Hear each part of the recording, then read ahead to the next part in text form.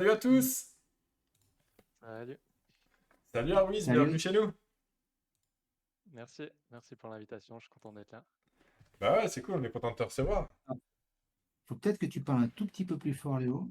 Ouais, ouais, Ou Germain, tu gères le son un petit peu plus fort pour lui. Ouais, ouais, je viens d'augmenter ton volume, donc Toi, t'es un chef.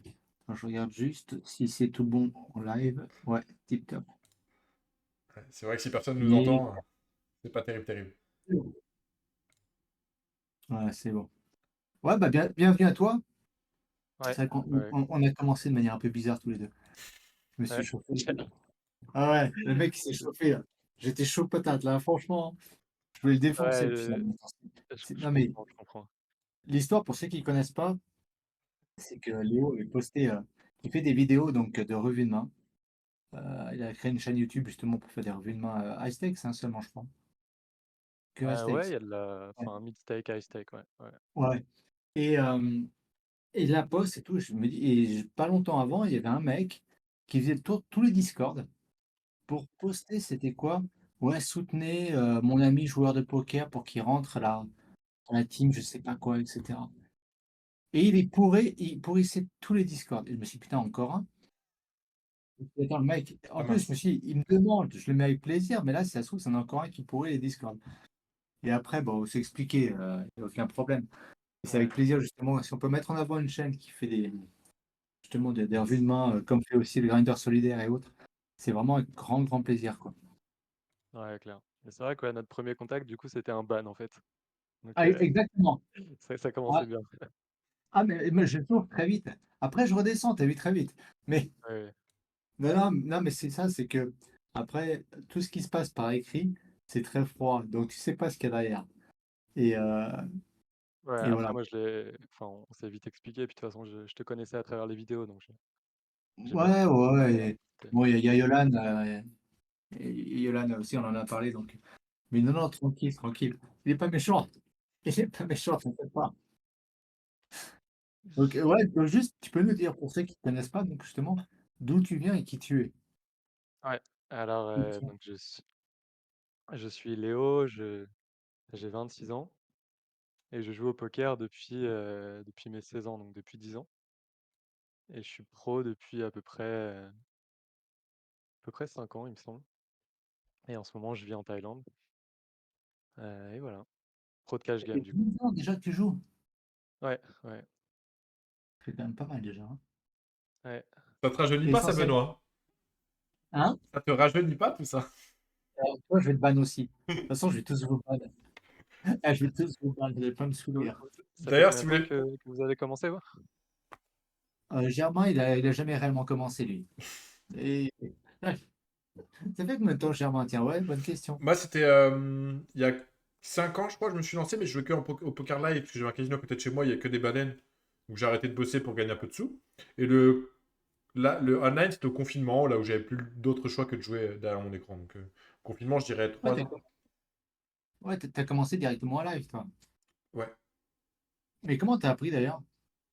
Bah, tu sais, c'était par rapport au poker associatif. Je jouais dans une Ah, association de poker, et puis avec des copains. ah, ok, ok, ok. Non, moi, ça fait 2006. Ouais, ça fait 7 ans. Ah ouais, ça Ouais, fait ça pas fait si 7 longtemps. ans. Non, c'est pas énorme. Et Yolande, tu l'as connue comment alors? Parce qu'il y a une grosse divergence avec Germain justement là-dessus. Ouais, Yolan, en fait, c'est assez drôle comment je l'ai connu. Donc, j'étais sur Run It Once. Et je regardais des vidéos assez spécifiques sur Run It Once. Je regardais ce que moi, je considérais être un peu le meilleur contenu en cash game. Et à chaque fois, sur les vidéos que je regardais, il y avait toujours quelqu'un qui commentait et qui posait des questions assez pertinentes. Et son nom, je crois qu'il signait genre quelque chose comme French Monster ou quelque chose comme ça. Et du coup, je me suis dit, mais c'est étonnant, ce gars, il regarde toutes les vidéos que je regarde, il pose des bonnes questions et tout, je suis un peu curieux, tu vois. Et du coup, je lui ai envoyé un message pour savoir un peu à qui il était, est-ce qu'on se jouait et tout.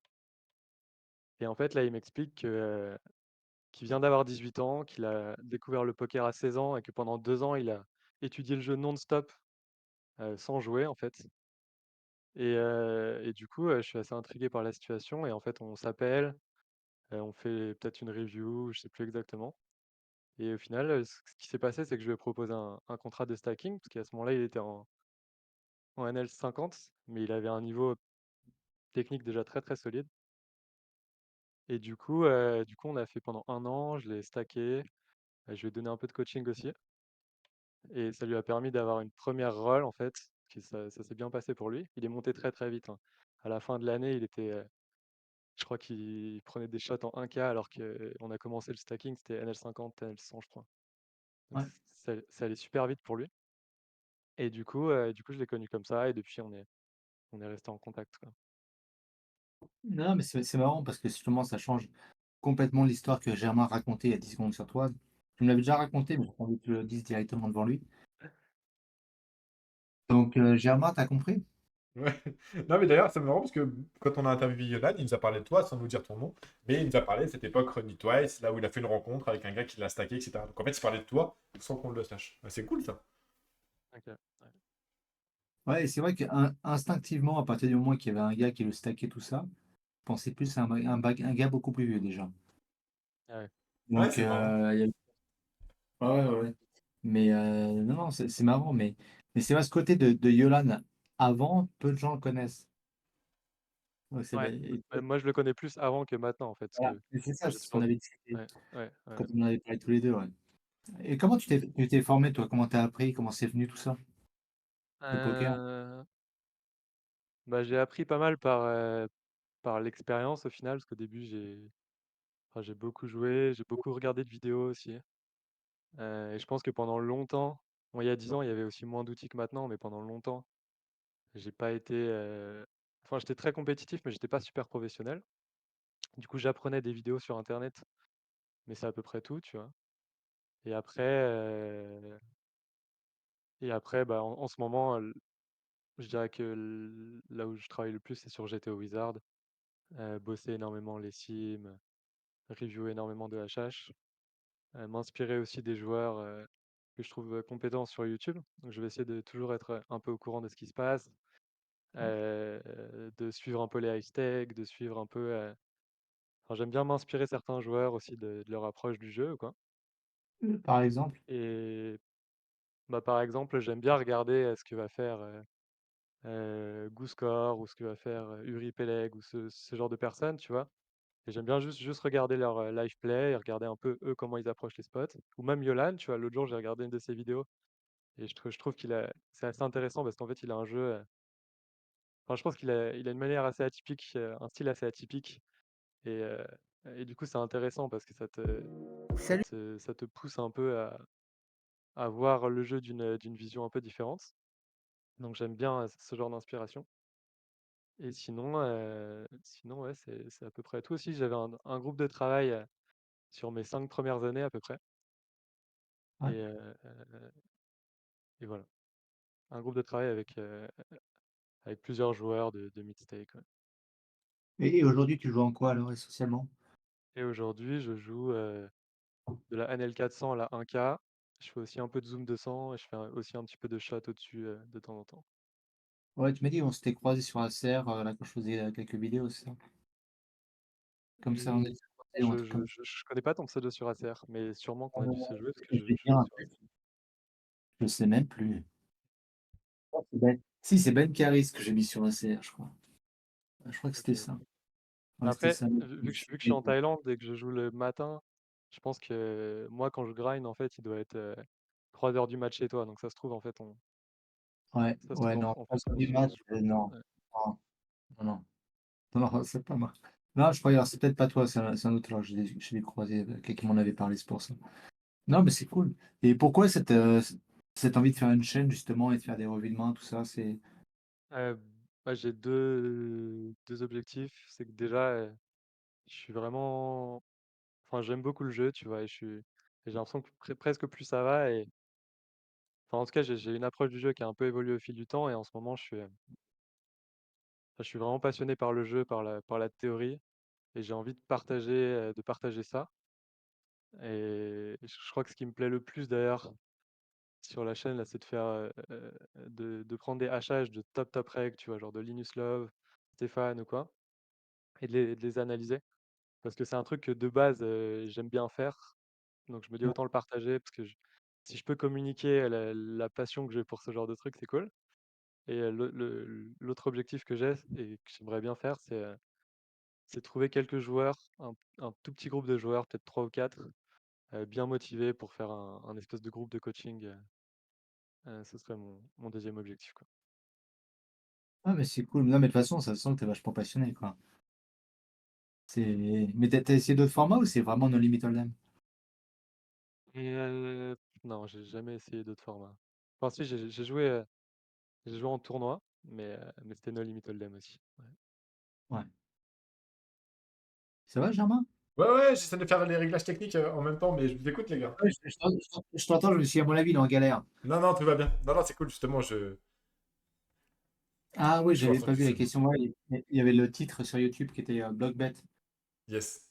Ouais, mais j'ai pas su régler. Ah ouais. Et du coup, ouais, parce que la communauté francophone en Thaïlande, elle est assez répandue. Tu arrives à avoir un groupe social dans lequel tu es épanoui avec d'autres joueurs. Bah, en fait, moi,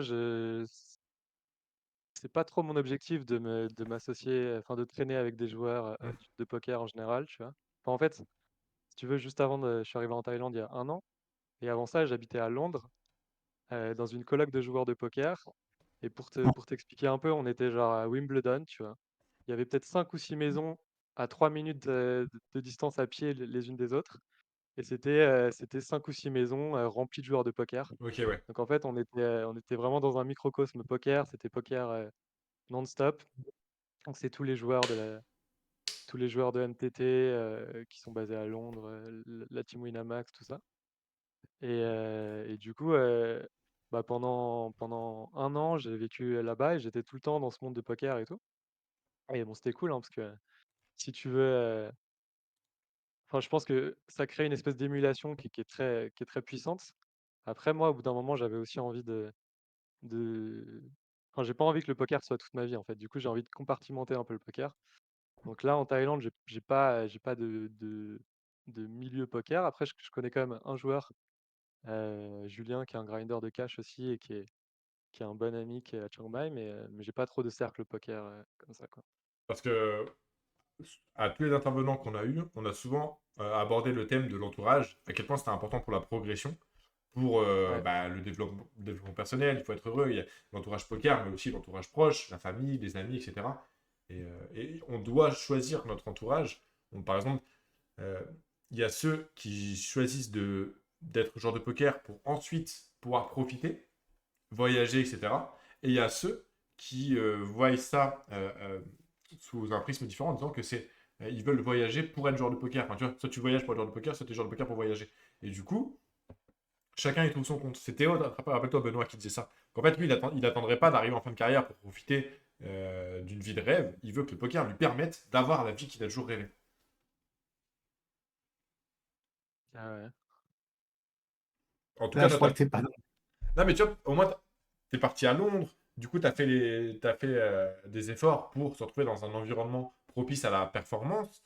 Donc, ça a dû avoir un impact sur ta progression. Il y a des joueurs qui restent en France, il y a des joueurs qui n'osent pas, tu vois, franchir le cap. Toi, t'as pris les devants. Ouais, ouais. Après, honnêtement, si je suis parti à Londres, c'était plus pour des raisons fiscales que Ouais. des raisons. Enfin, en fait, j'avais envie d'être safe fiscalement et Londres, Mhm. c'est l'endroit parfait, tu vois. Ouais. Et du coup, moi, c'était surtout ça qui me motivait. Après, en plus de ça, je connaissais quelques personnes à Londres, je savais qu'il y avait des grinders et tout, donc c'était un truc en plus. Mais c'est pas le truc qui m'a motivé, tu vois, Ok. pour aller à Londres. Et je dirais que moi, de manière générale, j'ai un peu une vision différente sur l'entourage du poker, enfin, sur bien s'entourer au poker. Ouais.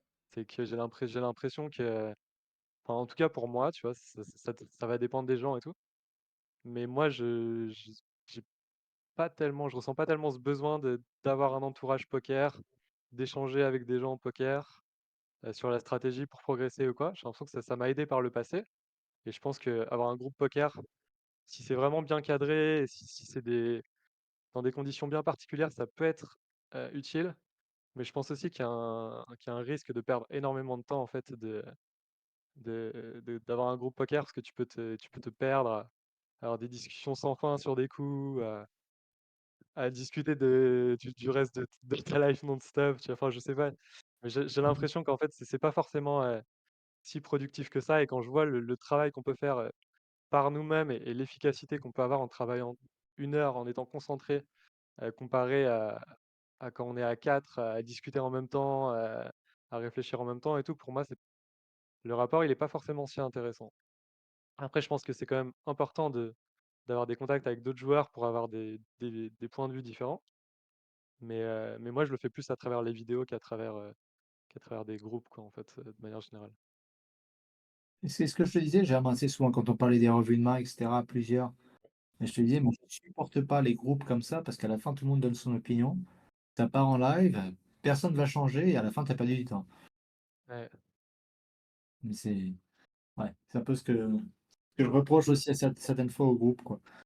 Mais Après, je trouve que je trouve qu'un truc qui peut être intéressant pour les groupes, tu vois, c'est par exemple si tu crées un groupe de joueurs et en fait tu te divises le travail par exemple. Tu te dis: «OK, ah ouais. vous allez analyser telle position, vous allez le faire à fond et vous allez faire un rapport pour le groupe et chacun a un petit travail» et tu avances comme ça, pour créer du contenu théorique en fait et s'entraider comme ça. Là, je pense que ça peut être viable, mais là où c'est compliqué, c'est qu'en fait, il faut trouver des gens qui sont motivés. Dès qu'il y en a un qui va travailler moins que les autres ils vont se dire: «Bah, pourquoi je travaille pour lui?» tu vois? Enfin, ça peut créer des trucs compliqués, mais je pense que enfin moi, c'est ma vision du groupe qui me paraîtrait la meilleure, tu vois? C'est serait d'avoir un groupe, de ce style, en fait. Ouais, faut splitter le travail, ouais.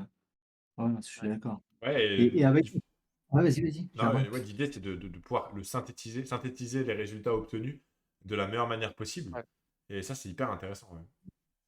ouais, ouais.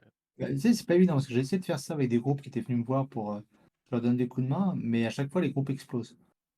Ouais, Parce que mais c'est comme tu moi dis, à aussi, chaque fois, j'ai il y en a un ou 2 qui va considérer que l'autre, il bosse moins, à tort ou à raison. ouais. Et pourtant, c'est comme ça si tu veux vraiment bosser en groupe. Ouais, je suis d'accord avec toi. Mais en fait, Mais je bon. pense que ce qu'il faudrait faire, tu vois, c'est que dès qu'il y en a un qui genre, tu mets des deadlines et tu mets un travail à fournir et dès qu'il y en a un qui, au bout de 3 fois, il le fait pas, bah, il sort du groupe. Ou faudrait un truc un peu strict, tu vois, pour que les gens, ils soient vraiment Ah bah, motivés, mais ça demande tu me mets dedans, t'inquiète pas, je vais ban tout le monde, tu vas voir. Ah, ça va être rapide. Il n'y aura plus personne à la fin dans le groupe. Allez hop, c'est réglé, quoi. ouais, Ah, mais Ah c'est non, ça qui est non, c'est génial, bon. c'est que il faut réussir de bien s'entourer. Il faut aussi faire des concessions, etc. Ne pas attendre des autres qui soient aussi rigoureux qu'on peut l'être avec nous-mêmes, etc. Et c'est ce qui est génial avec le poker, c'est que ça requiert tellement de compétences que ça en est une. L'organisation, etc. La, la gestion des ressources humaines, c'est juste incroyable. Il y a Ghost qui se ouais. manifeste dans le chat. Ghost, lui, il est dans tous les groupes possibles. Et, il progresse, il progresse. Je sais pas si t'as déjà entendu parler de Et lui. Ah bon? non, Oui. mais par rapport à ta chaîne, tu veux l'emmener où maintenant? Parce que je vois que tu postes comme ça de temps en temps des vidéos. Alors juste, si je peux me permettre, Ouais, parle un tout petit peu plus vite dans tes vidéos. plus vite? OK. Ah ouais, je suis Bah, obligé je de vais les l'en passer en x2, je te jure, hein. ah Je ouais? les OK, passe OK. en x2. Mais non, mais elles sont hyper intéressantes et c'est pour ça que je me permets de te dire ça parce que elles méritent plus de vues. Vraiment. Parce qu'elle est une mine d'informations pour ceux qui regardent la vidéo là. Allez voir. Vous apprendrez beaucoup plus que dans plein de vidéos qu'on voit de gros noms que je vais taire, en anglais, etc. Et vraiment, vous apprendrez des choses. Donc voilà. Mais ouais, tu veux aller où alors avec ta chaîne jusqu'où? Parce que Bah, pour l'instant, tu vois, en fait, enfin, ce que j'aime bien avec cette chaîne, c'est qu'en fait, c'est une chaîne qui me demande, enfin, ça me demande, presque aucun effort, tu vois? Genre, concrètement, ouais, je lance une session, je discute, enfin, je commente mes plays, mais c'est tout, tu vois? ouais. Et en fait, c'est que du travail que j'aurais fait, de moi-même, en fait. Donc ça j'ai apprécié. En fait, je veux aller où? Pour l'instant, je me pose pas trop de questions, tu vois? Juste, j'essaye un peu différents formats, je vois un peu, enfin, je vois un peu les trucs et je vais voir où ça va, mais j'ai pas c'est pas un truc, super important pour moi, c'est un truc que j'aime faire et que Ah, j'ai pour le commencé plaisir. à faire, mais voilà, quoi. Et j'ai pas de grands projets non plus derrière, à propos de ça, quoi. Ouais, ouais, non, tout à fait. Mais c'est toujours après une motivation supplémentaire si tu as une idée derrière ou autre pour savoir où tu Ouais, vas aller, quoi. C'est, ouais. C'est ça aussi, quoi. Ça Le laisse- ça laissera des opportunités, la place à des nouvelles opportunités de se créer, des nouvelles rencontres, etc. Les gens vont te Ouais, remercier, te féliciter, vont te demander des conseils, et ça, c'est génial. ouais, c'est ce que je me dis aussi en fait, c'est que genre quand tu fais quelque chose que t'aimes et tout, bah quelque part en fait le fait de partager ça, surtout sur ma chaîne où ça me demande presque, enfin, ça demande très très peu d'efforts de le faire. Je me dis en fait c'est tout bénef parce que ça te coûte presque rien. Tu peux potentiellement rencontrer du monde, tu peux potentiellement partager des trucs avec des gens. Peut-être avoir des, je sais pas, tu vois, on n'en sait rien, mais peut-être dans 3 ans, on va m'inviter dans une game à cause de cette chaîne ou j'en sais rien, mais en fait, ça peut te Ouais. créer des opportunités Ouais. qui sont cool. Et c'est exactement ce que vous faites, j'ai l'impression. C'est que j'ai l'impression que vous avez créé une espèce de communauté et tout qui peut, derrière, vous pouvez en faire plein de choses différentes. Vous avez sûrement rencontré plein de gens. Hmm. Et je trouve que c'est ça qui a beaucoup de valeur aussi, quoi. Mais c'est exactement les mêmes bases. C'est-à-dire, tu pars d'abord pour te faire plaisir, mais je te souhaite vraiment les mêmes retours parce que tu vois, moi j'ai été surpris comme ça parce que je m'attendais pas à recevoir autant de gens gentils, vraiment, dans le poker. Je pensais plus toi qu'il y avait beaucoup plus de gros bâtards, pour être très clair. Et non, non, c'est vrai. J'avais une image du joueur de poker qui était pas très glorieuse. Et le nombre de mecs sympas et tout, de retours positifs et de gens qui validaient, j'étais vraiment surpris et je te souhaite vraiment la même chose parce que vu comment tu le fais, tu auras aussi des retours pareils, quoi. Et c'est aussi après pour ça que toi, on t'a invité tout ça parce que ça se ressent. Une fois qu'on parle avec toi, on voit le mec qui est passionné, qui a juste envie de partager et ça fait plaisir, quoi. Hmm. Donc, mais tu joues aussi donc pas mal en live en Thaïlande ou pas? Ah non, en Thaïlande, c'est interdit, en fait, les casinos. Ah Donc, bah il n'y je a pas savais quoi. de, il y a pas de casino. Je sais qu'il y a des privates. Mais c'est un peu obscur, c'est avec la police. Enfin, je sais pas exactement, mais c'est un peu risqué, je pense. Donc c'est pas très intéressant pour moi. Et sinon, il y a des parties en live un peu autour au Cambodge ou des trucs comme ça. Mais j'ai testé un peu et franchement, je suis pas. Bah, d'ailleurs, la dernière fois que j'ai testé, il y avait Baki qui était là. Ah oui. J'ai Avec j'ai- carte phosphorescente. j'ai croisé Baki à ce moment-là. Et là, d'ailleurs, j'ai vu dans sa dernière vidéo qu'il s'était fait scam et tout sur une partie au Cambodge, justement. Et Ouais. d'ailleurs, c'est le joueur qui l'a scam, c'est un joueur qui était, enfin que j'ai joué au Cambodge aussi, mais dans un autre casino. Donc à ce moment-là, je pense pas qu'il trichait, mais ouais, assez dingue l'histoire quand même, que le Ouais, gars c'est triche dans également son quand dans même. son propre casino. Ouais. Ouais, Mais, ça motive pas les jouer les gars, hein, putain. mais sinon, Et en plus, je sais pas si vous avez vu, en plus, elle m'a vraiment fait rire sa vidéo parce que le gars, en fait, il se trahit en révélant la carte avant même qu'elle arrive. En fait, il sait déjà qu'il va gagner et tout. Enfin, c'est tellement gros, en fait. Je me dis comment ils font les tricheurs pour être aussi grossiers et pour pas gagner petit à petit en étant discret et tout. Non, faut qu'il claque la carte, qu'il se trahisse et tout. Je trouve ça assez ouf. Ouais, Ouais, non, non, mais cette vidéo était terrible quand même, hein. ouais. mais globalement, c'est quelque chose qui t'intrigue, le cash game live. Tu te verrais jouer des grosses parties un peu plus tard. Est-ce que c'est des skills que tu as envie de développer? Bah, j'en ai fait à peu près peut-être un mois par an depuis quelques années, Ok. quoi. Mais c'est vrai que c'est pas ce qui me fait vibrer parce qu'en fait, je trouve qu'il y a plusieurs problèmes, enfin plusieurs choses qui me plaisent pas. Il y a la lenteur, il y a les horaires, faut jouer le soir, faut jouer la nuit, alors que moi je préfère jouer le matin. Il y a le confort de grind aussi.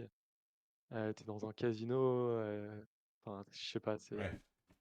moi je suis pas trop fan. Après, ce que j'aime bien, c'est l'aspect, bon, tu le mec en face, tu peux développer le côté tel et tout, ça je trouve ça super intéressant. Ou même le côté provoquer des réactions chez les gens, avoir des petits tricks de lifetard et tout, ça je trouve ça vraiment cool. Mais c'est vrai que l'aspect lifestyle, moi ça me correspond pas trop. Ouais, c'est ok. Mais occasionnellement, tu vois, genre aller 15 jours dans un casino tous les ans, ça oui, je trouve ça marrant, ouais. Ouais.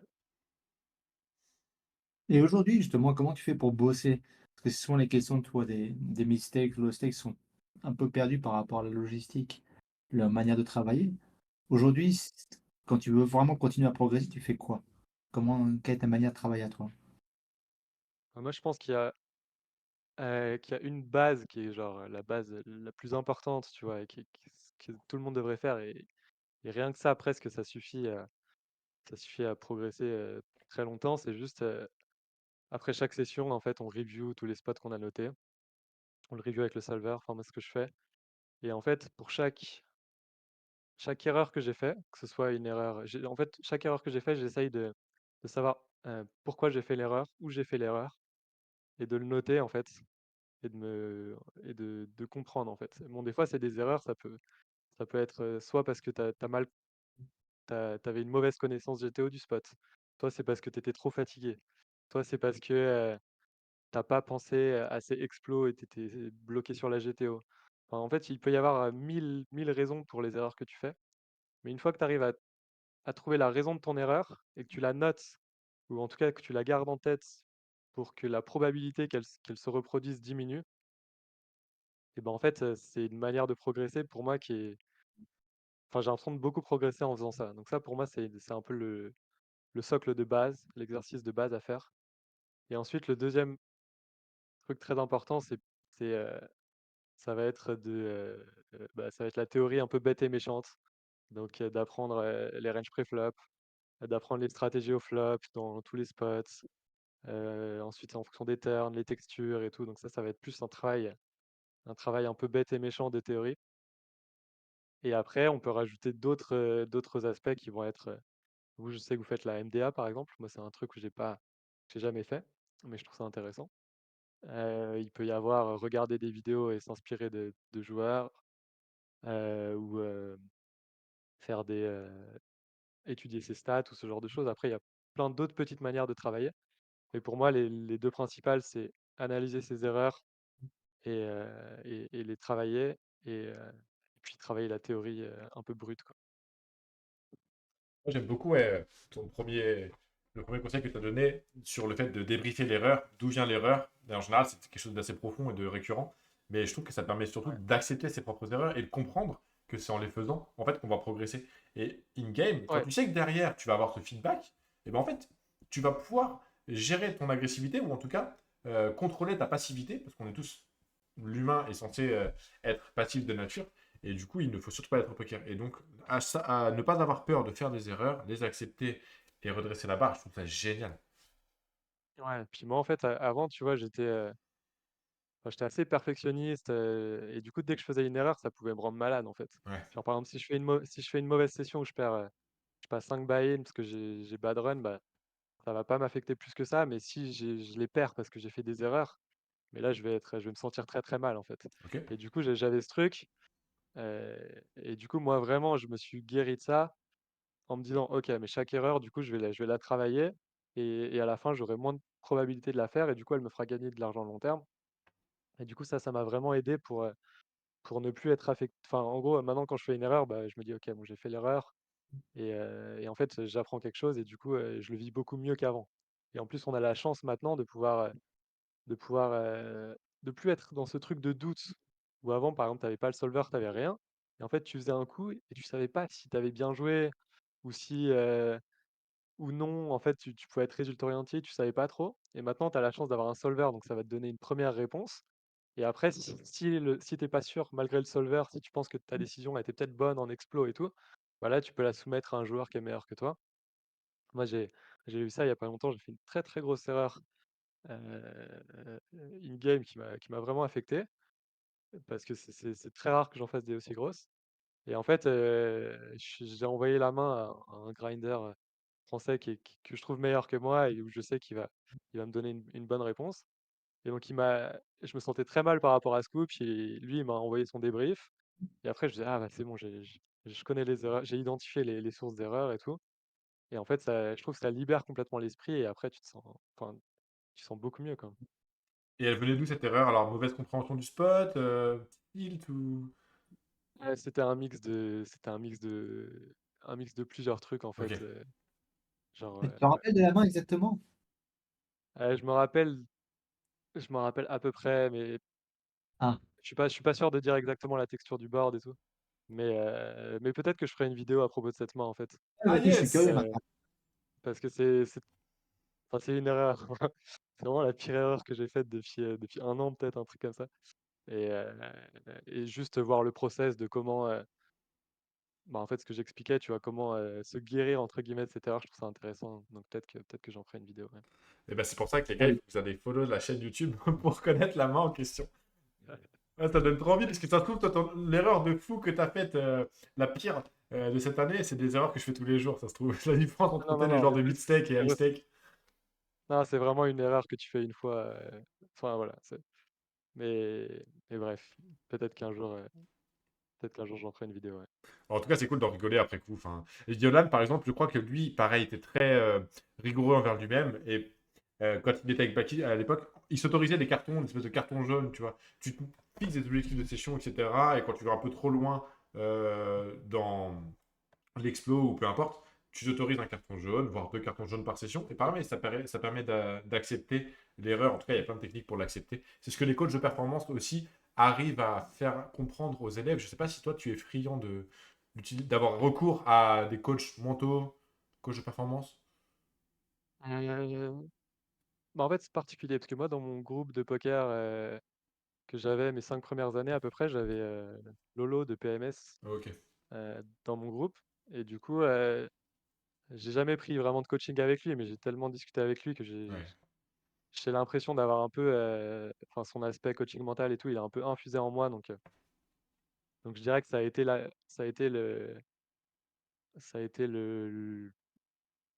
enfin, ça m'a permis en fait d'entrer un peu dans cet aspect mental, coaching mental et tout. Donc j'ai vu un peu ce que c'était.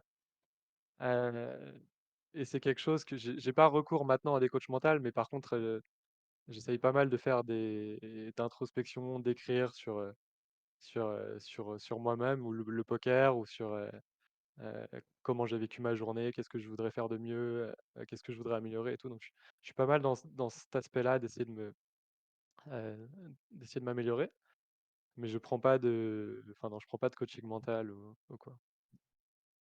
D'accord. Pour autant, c'est quelque chose que tu intègres dans ton quotidien, cette compétence-là. Ok, Ouais, c'est top. ouais, c'est quelque chose d'important pour moi. Ouais. Ouais. mais je souligne ce que tu disais parce que pour moi, c'était aussi des solutions, les revues de session. Les gens les minimisent énormément. Et moi, mes leaks mentaux, je les règle énormément aussi avec les revues de session. Et ça me permet d'après de m'apaiser. Et une fois, si toutes les grosses erreurs qu'on fait, on ne les répète pas, déjà, on va monter très très rapidement. Donc les noter, faire des Enki là, Ouais. pour ceux qui sont sur la chaîne, et revoir ces erreurs régulièrement pour se dire, OK, une fois qu'on l'a faite, c'est pas grave. Ce qui est le problème, c'est de la répéter. Alors ça, ouais. Mais si on l'a fait et qu'on la note, qu'on la mémorise, qu'on la met sous Enki, etc., hop, on les revisualise de temps en temps, et c'est un edge énorme, quoi. C'est un edge énorme. Ouais. Ouais. Et d'ailleurs, enfin, je trouve un autre truc qui est important pour travailler le jeu, et je pense que c'est un truc que tout le monde devrait avoir, c'est juste un fichier en fait. J'imagine que vous avez ça, mais genre juste un fichier, je sais pas, un fichier, comment ça s'appelle, Excel ou quoi, où dedans on note juste tout en fait. On note les erreurs qu'on a fait, on les note, on note nos Mm. objectifs, on note nos stratégies, on note le plus de trucs possible. Dès qu'on apprend un concept, on peut le noter. Et en fait, un truc qui retrace un peu toute notre progression vers là où on veut aller. Et je pense que c'est assez important parce que enfin, ça permet d'ancrer des trucs qui vont être. Enfin, moi, j'ai passé beaucoup de temps sans avoir ce fichier et du coup, je regardais plein de vidéos et tout, mais j'en retenais peut-être 30% 6 mois plus tard, voire moins. Mais en fait, avoir un fichier que tu construis petit à petit, c'est assez cool parce qu'en plus, justement, tu as l'impression de construire quelque chose et ça, c'est très important au poker parce que en fonction de tes fluctuations de rôle, des fois, tu peux avoir le sentiment de rien construire du tout et de passer 6 mois où tu as break-even et tu rien construit en fait. Mais si t'as ton fichier qui progresse et que tu vois que ton niveau progresse avec ça, je trouve ça aussi super important parce que ça te maintient dans une dynamique de Mais c'est vrai progression. que Ouais. c'est une super idée parce que le nombre de vidéos qu'on peut voir avec les années, etc., tout ça, Ouais, combien on en a vraiment retenu? ouais. Ouais, j'aurais trop aimé prendre des notes dès le début de ma carrière. Je pense que j'aurais un super fichier. Ouais. Il y avait une technique Et justement pour les erreurs qui avaient un nom particulier, le quoi, ou le. Enfin bref, il y avait une technique pour aller justement plus en profondeur. Mais je l'ai plus en tête, je la cherchais, mais je l'ai pas trouvé. Donc tant pis pour pour ceux qui nous écoutent. Mais ouais, hyper intéressant. Je vois des trucs qui défilent devant les caméras, c'est normal, Germain? Ouais, parce que en fait, j'étais en train d'ouvrir des fichiers pour retrouver ce que je voulais vous dire, mais je l'ai pas trouvé. Donc là, c'est Ah, bon. d'accord. Ça me défilera pas. Parce que je voyais des trucs passer devant les caméras, je me disais, qu'est-ce qui se passe? Ok, ok. Et qu'est-ce que tu Euh, penses aussi des nouveaux outils à notre disposition? Alors, il y a eu Deep Solver, Ruse, et maintenant, bah, du coup, cette fusion avec GTO Wizard. Est-ce que tu regardes ça d'un œil admiratif? Bah ouais, ouais, je trouve ça. Enfin, en fait, j'allais dire, enfin, c'est ni bien ni mal en fait. Moi, je suis plutôt content parce que je trouve que ça va nous permettre d'accéder à un autre niveau de jeu encore et donc en fait, ça va bénéficier aux gens qui vont travailler tout simplement le jeu. Hmm.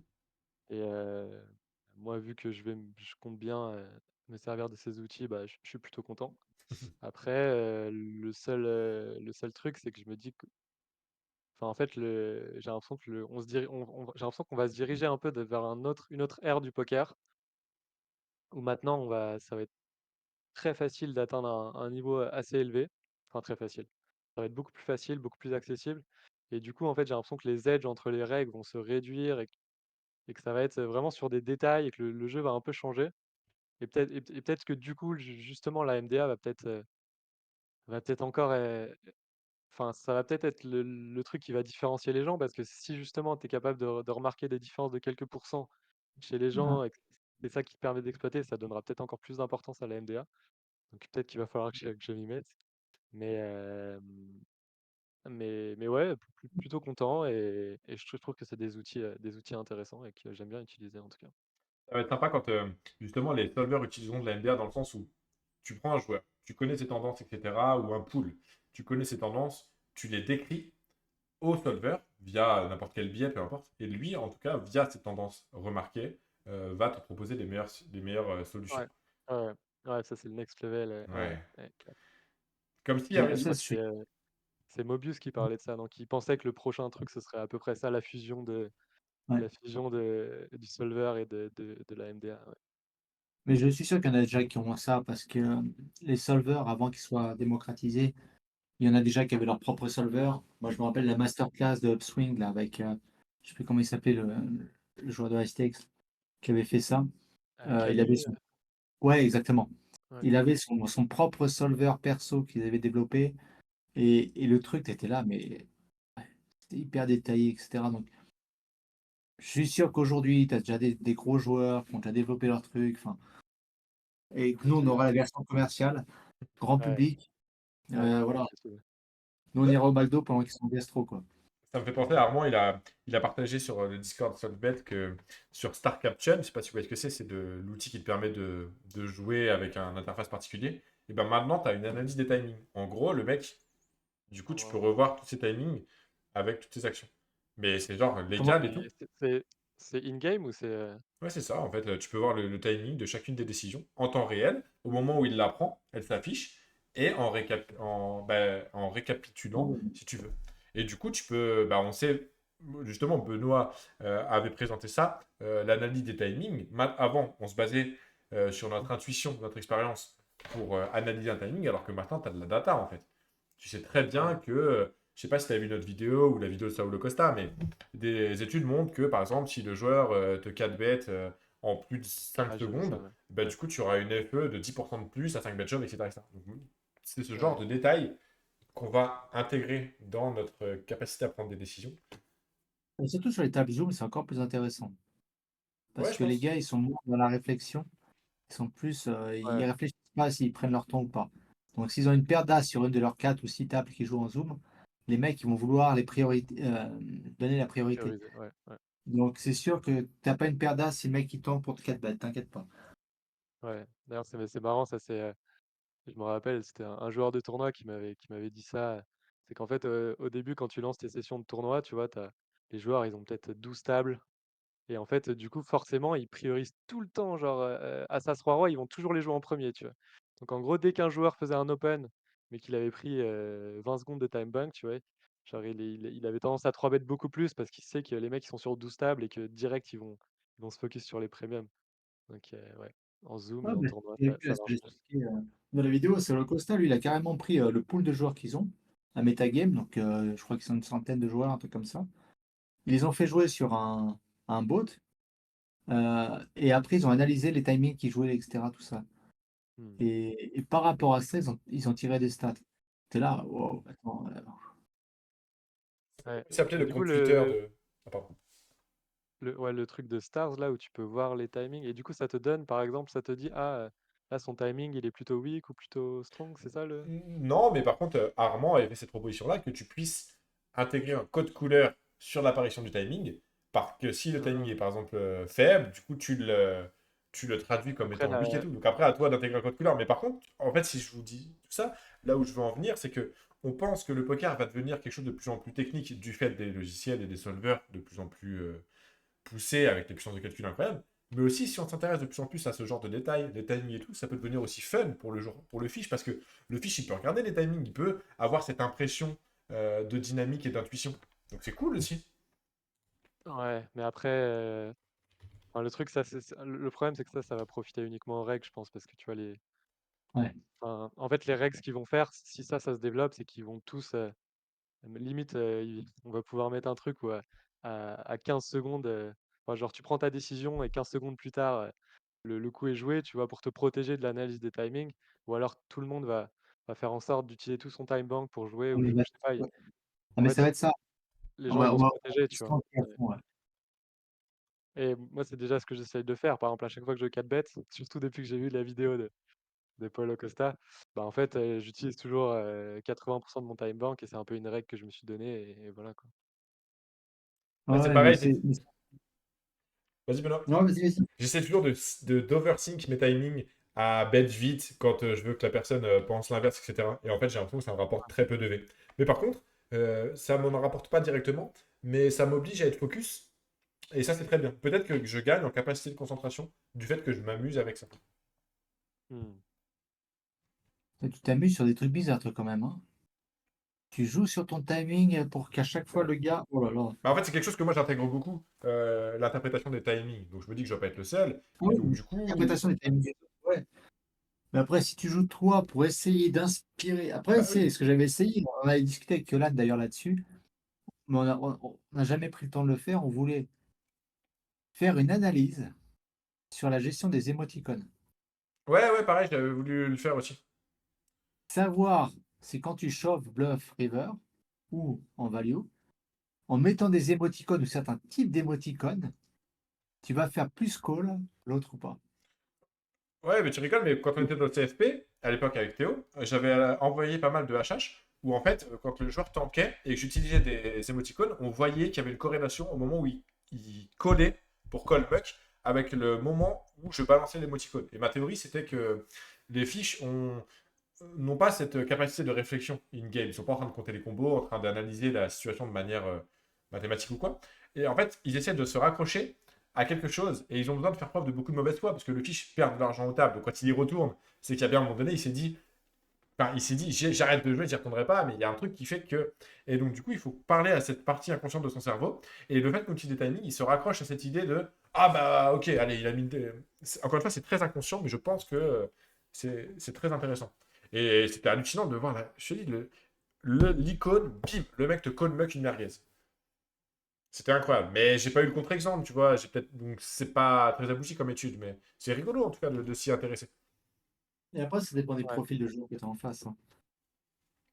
ouais. Mais après, je trouve qu'il y a quand même, il y a des timing tels aussi que je trouve assez puissants. Ça va être par exemple un truc qui marche très bien sur la timing tell, je trouve, c'est par exemple si on est contre un adversaire qui nous a fait un 2 barrels et River là, il vient une parfaite bluffing card en fait. Vraiment la bluffing card parfaite pour 3 barrels en bluff, parce qu'il y a tout qui rentre et tout.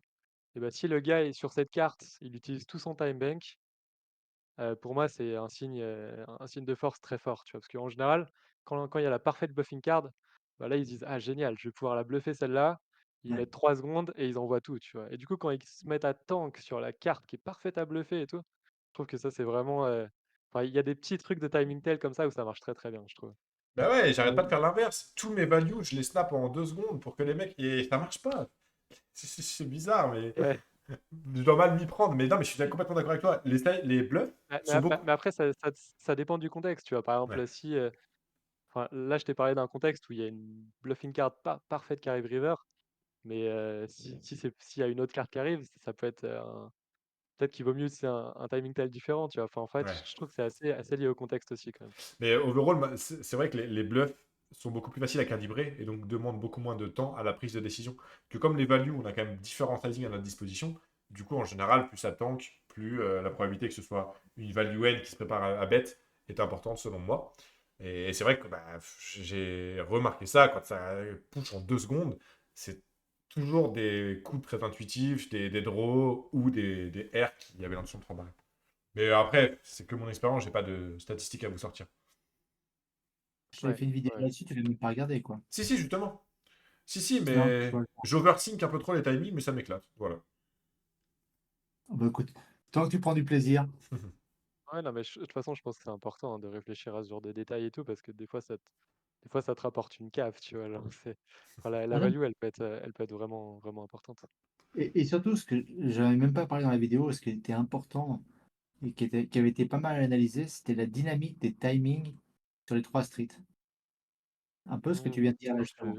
tu corrèles C'est-à-dire, les différents oh, timings. ouais, si t'as le mec qui commence à snap flop, qui commence à tank turn, snap river, c'est pas du tout pareil que le mec qui est régulier, qui prend les mêmes temps, qui trois snaps ou trois tanks, etc. C'est pas du tout les mêmes timings. Et vraiment, et inconsciemment, de toute façon, on va réagir sur la. Si on défend face à vilain qui nous agresse, on va réagir totalement différemment sur les mêmes cartes. Si le mec il tank, enfin ici il est cassé dans son rythme, que s'il est, il est vraiment régulier. Et ça, Ouais, c'est passionnant, quoi. ouais, c'est clair. C'est ça qui est cool au poker, en fait, c'est qu'à chaque fois, il y a pas de règle générale. C'est à chaque fois, tu peux observer un truc, mais en fonction du contexte, ça va changer de sens et du coup, enfin, ça, je trouve ça trop cool, quoi. Par Là, exemple, en live, en live, t'as un tel, par exemple, tu te grattes le nez. En fait, ouais, ça veut rien dire en soi, mais avec le contexte, par exemple, en vrai, c'est vrai, ça c'est par exemple, euh, moi j'avais vu qu'en gros, ils ont fait des études et quand tu te fais un contact avec ton visage, c'est un signe de tension en fait. Et par exemple, si tu es dans un coup où, OK, au flop, il y a rien de spécial, le mec, il est tranquille, puis là, la turn arrive et là, il se met à se toucher le visage, c'est qu'il y a la tension qui monte chez lui. Donc peut-être qu'il a touché un truc, peut-être qu'il se dit qu'il va bluffer. Mais en fait, à chaque fois, tu dois tout relier au contexte et c'est pareil pour les timing tell et tout. Et en fonction du contexte, ça peut vouloir dire une chose ou une autre. Et ça, je trouve ça trop cool. Ouais. C'est pour ça que les joueurs de foot, ils se touchent toujours le visage quand ils sont en interview, parce qu'ils ont toujours peur de dire des conneries, j'imagine. Enfin, ou les sportifs en général, quoi. Non, mais c'est vrai, c'est un moment de tension. Ils sont obligés par leur contrat à répondre aux journalistes, mais en soi, ils n'ont pas envie. Donc, c'est fortement un moment de Ouais, tension. ouais, ouais, clair. Et tu les vois tous C'est se pas toucher leur, le nez, se toucher les joues. Donc, ouais, c'est très logique. Ça va dans le c'est sens pas de ce leur que tu dis. exercice favori. Ouais. Ouais. ouais, mais ça, c'est que les joueurs d'Auxerre, hein. Ouais, c'est vrai. Je suis fan de Serre, malheureusement. On est descendu en Ligue 2. Ok. Petite parole. Ouais. Je sais pas, Le mec, il est j'ai pas suisse. regardé Et si. il est suisse, il parle de foot. C'est bon, c'est vraiment l'hôpital qui se fout du chien Alors du déjà, soleil. je suis pas suisse, Oui, oui. j'habite en Suisse. Ouais, C'est différent. Parce que va dire à un Suisse qu'un Parisien est suisse, ça va pas passer. compatis. D'ailleurs, ça me fait penser que tu arrives justement à avoir plein de manières de prendre du plaisir dans tes hobbies, du fait que tu habites en Thaïlande. Tu arrives en gros à couper complètement avec le poker. Le week-end, sortir, te balader. Ouais, ouais, mais en fait, depuis quelques temps déjà, c'est un truc qui est assez important pour moi où je veux pas que le poker, ça soit toute ma vie en fait. Donc ce que je fais, c'est que j'alloue un certain temps au poker, mais je veux que ce soit une partie de ma journée, mais je veux que le reste de ma journée, ce soit autre chose et c'est quelque chose d'assez important pour moi quand même. Et du coup, ouais, j'ai la chance en Thaïlande, il y a plein d'activités à faire. Enfin, vraiment, ouais, dans la ville où je suis, en plus, il y a la montagne, il y a une rivière, on peut faire du kayak, il y a plein de sports qu'on peut pratiquer. Et du coup, ouais, pour ça, c'est parfait, quoi. Tu peux vraiment t'aérer l'esprit et faire complètement autre chose. Et ça, je trouve ça assez important aussi. Ouais. Mais c'est quoi alors que tu veux faire après, la suite? L'objectif Euh, ultime, c'est quoi? L'objectif ultime, comment ça? La concrétisation, Bah, qu'est-ce qu'on peut te souhaiter à ton toi dans 5 ans? ouais. Où aimerais-tu te voir dans 5 ans, dans 10 ans? Dans 5 ans, dans 10 ans, euh, alors Professionnel.